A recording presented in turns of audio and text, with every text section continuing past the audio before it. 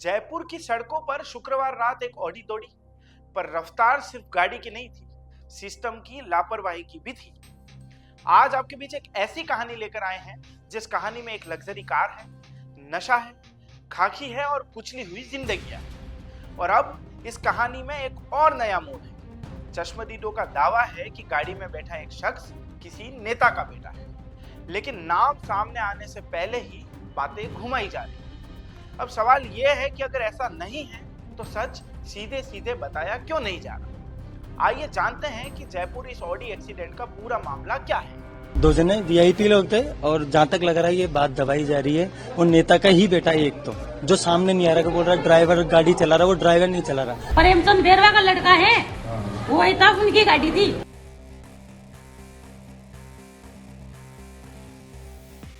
नमस्कार, मेरा नाम है कौस्तुभ और आप देख रहे हैं बीबीसी राजस्थान। गुलाबी नगरी जयपुर की सड़कें शुक्रवार रात फिर खून से लाल हो गई। वंदे मातरम सर्किल पर एक रईसजादे की सनक, एक लग्जरी ऑडी और ड्रिंक एंड ड्राइव ने 16 जिंदगियों को कुचल डाला। तेज रफ्तार से आ रही ऑडी कार पहले डिवाइडर से टकराई, फिर करीब 30 मीटर तक ठेलों, थड़ियों और इंसानों को रौंदती चली गई। इस भयावह हादसे में भीलवाड़ा निवासी रमेश बैरवा की मौत हो गई, जबकि कई लोग अस्पताल में जिंदगी और मौत से जूझ रहे हैं। लेकिन सवाल सिर्फ हादसे का नहीं है, सवाल सिस्टम का है। पापा, मेरा एक्सीडेंट हो गया है। ये शब्द हैं 22 साल के मृदुल खरबास के, जो कि 2 साल पहले चित्तौड़गढ़ से जयपुर आया। मृदुल सूप की छोटी सी दुकान लगाकर अपने परिवार का पेट पाल रहा था। उसकी मां बताती हैं कि शाम 8:30 बजे ही हमारी मृदुल से बात हुई थी और फिर अचानक फोन आया कि एक्सीडेंट हो गया है। आज मृदुल के दोनों पैर और छाती बुरी तरह जख्मी है। वार्ड में वो दर्द से करा रहा है और बाहर उसका पिता बेबस होकर रो रहा है। डॉक्टर कह रहे हैं कि ऑपरेशन जरूरी है। सवाल यह है कि क्या मृदुल का कसूर सिर्फ इतना था कि वो सड़क किनारे मेहनत कर रहा था? इसकी पुलिस जांच में चौंकाने वाले खुलासे हुए। ऑडी चला रहा दिनेश रणवा एक सोलर प्लांट का व्यापारी है, जो कि शराब के नशे में धुत था। हैरानी की बात यह है कि ड्राइवर की बगल वाली सीट पर बैठा था पुलिस लाइन में तैनात कांस्टेबल मुकेश। पीछे बैठे दोनों लोगों को पुलिस ने हिरासत में ले लिया है और उनका कहना है कि उन्होंने दिनेश को बार बार धीरे गाड़ी चलाने को कहा था, लेकिन नशे के घमंड में उसने किसी की नहीं सुनी।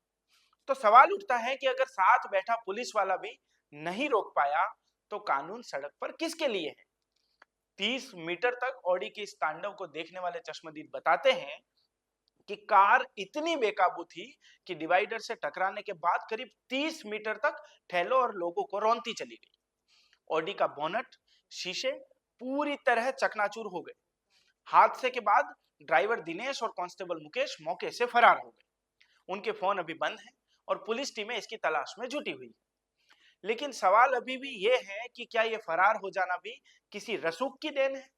दो जने वीआईपी लोग थे और जहाँ तक लग रहा है ये बात दबाई जा रही है वो नेता का ही बेटा है। एक तो जो सामने नहीं आ रहा, बोल रहा ड्राइवर गाड़ी चला रहा, वो ड्राइवर नहीं चला रहा। गाड़ी हमने को उतारा है, उन दोनों बंदों को जो ड्राइवर सीट पे था हमने उतारा, हमने मारा और इतने में पुलिस 112 आई। आधे घंटे लेट आई है पुलिस। हमने जब उनको मारा ना, आधे घंटे बाद, ये जब न्यूज में जो दिखा रहे हैं 2 मिनट बाद आ गई, वहां पे कुछ नहीं है, डिवाइडर से टकरा के गाड़ी, ऐसा कुछ नहीं है। सीधा स्पीड में आके गाड़ी ठोकती हुई गई है वहां पे और कुछ एक्शन नहीं लिया। उल्टा पुलिस वाले लाठीचार्ज हम पे कर रहे हैं। वहां पे मरा हुआ है कोई इंसान, उसको नहीं उठा। यह हादसा सिर्फ तेज रफ्तार का नहीं है, प्रशासनिक अनदेखी का भी नतीजा है। सड़क किनारे अवैध अतिक्रमण, ठेलों का जमावड़ा पहले से मौजूद था। हादसे के तुरंत बाद प्रशासन ने आनन फानन में ठेलों को हटा दिया, लेकिन सवाल वही है, क्या ये कार्यवाही हादसे के पहले नहीं हो सकती थी? क्या प्रशासन के लिए किसी बड़ी मौत का इंतजार हमेशा रहता है? जानकारी के मुताबिक इस ऑडी पर पहले से 6 चालान दर्ज हैं। 2 चालान इसमें से ओवर स्पीडिंग के भी पेंडिंग है। एक दिल्ली के कश्मीरी गेट का तो दूसरा दौलतपुरा टोल का। फिर भी लग्जरी कार सड़कों पर बेलगाम दौड़ती रही। तो सवाल उठता है कि क्या चालान सिर्फ आम आदमी के लिए होते हैं? इस पूरे मामले के बाद मुख्यमंत्री भजनलाल शर्मा ने घटना पर दुख जताया है। वहीं स्वास्थ्य मंत्री और डिप्टी सीएम ने अस्पताल पहुंचकर घायलों का हाल भी जाना। एक घायल अब भी आईसीयू में जिंदगी की जंग लड़ रहा है। इन सब के इतर मुकदमा तो दर्ज हो गया, लेकिन सवाल फिर से वही होता है कि इंसाफ कब मिलेगा। पुलिस ने हिट एंड रन और लापरवाही से वाहन चलाने के धाराओं में मुकदमा तो दर्ज कर लिया, वहीं डीसीपी पश्चिम का कहना है कि दोषियों को किसी भी कीमत पर बख्शा नहीं जाएगा। अभी तक जो सूचना उसमें 4 थे, जैसा मैंने बताया 4 थे और उनमें से एक अभी हमारे पास है, बाकी तीनों को हमने नामजद कर लिया, आइडेंटिफाई कर लिया जल्दी। सर गाड़ी कहाँ की थी?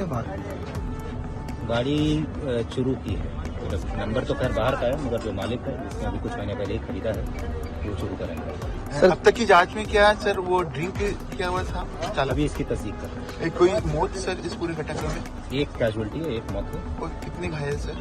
घायल टोटल 11 है, जो कि अभी तक जो हमारे पास सूचना है अभी कोई क्रिटिकल नहीं है। लेकिन फिर यह सवाल खड़ा होता है कि क्या यह वादा हकीकत बनेगा या फिर एक और मामला फाइलों में दफन हो जाएगा।